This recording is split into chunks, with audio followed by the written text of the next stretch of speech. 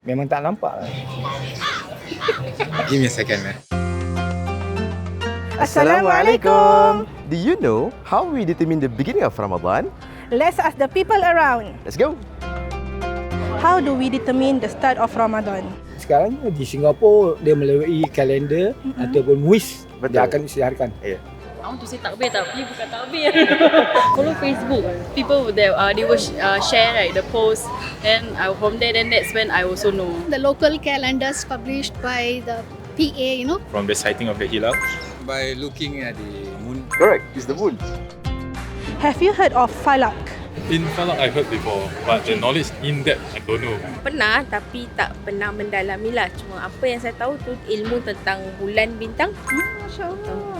Yeah. I think it's astronomy, such as planets, stars. Yeah, it's something to do with astronomy. Yes, correct. Falak basically is the study of astronomy, where we look at celestial objects beyond the Earth atmosphere, which includes, like you mentioned, the stars, planets, galaxies. But for Falak Syari'i or Islamic Astronomy, it's a knowledge where it is used to determine our Sharia or to determine our ibadah, our obligatory acts of worship. For example, prayers, fasting and so on. But when we talk specifically about Falak Syari'i or Islamic Astronomy, it refers to these two main celestial objects, which is the moon and the sun, and its position in relative to the earth. It is what we refer to in the implementation of a Sharia. Right now, in the modern times, do you look at the sun to know the prayer timing? No. Follow the app. We follow the app, right? So there's many apps for us to refer to. So that is the purpose of Islamic Astronomy. How do we determine the start of a new Hijri month? Now it's more modern, right? So maybe from the SalamSG app. All I know is that whenever people go for haji, Kita boleh dapat tahu tentang kalender Hijri ni melalui Majlis Agama Islam Singapura kerana mereka ada pakar dalam menentukan ataupun membantu dalam menetapkan tarikh bermulanya awal bulan Hijri. In Singapore, since 1974, we've been using ilmu hisab or the astronomical calculation.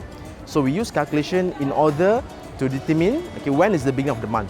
So it's also to make the calendar in a year. Okay, we will show you two photos. From this first photo, can you spot the new crescent moon? Yeah. Okay, Yang ini. Betul, Dia Cik. yang tahu. Yeah. Yes. Second picture, can you spot the new hilal moon? Memang tak nampak lah sebab tak ada dia punya bentuk dia. Tak nampak bentuk dia. Tak nampak. it's pretty cloudy. Yes. Maybe this. Okay, the answer is it's there, but we cannot see it because it's being blocked by the clouds. Yep. So this picture is taken in Singapore. There's two main factors that hinders us from looking at the new moon, which is number one, the atmospheric factor.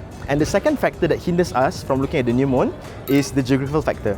So Singapore is a very small island and it's heavily urbanized, being blocked by tall buildings and high-rise buildings. So that is why it's very hard for us to observe a very clear western horizon to see and observe the new moon.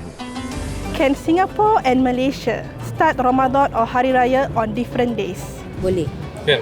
Dah berapa kali ada berlaku. Beberapa kali, ya? if Malaysia is based on the appearance of the moon, and if you say that Singapore is based on calculation, then it might differ. There's a possibility of it being different.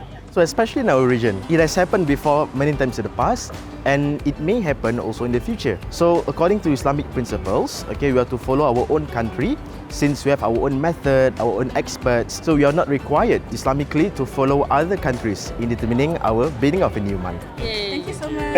Thank you. We learn something. If you want to learn more about how we determine the beginning of the Hijri month in Singapore, Check out this booklet in our socials.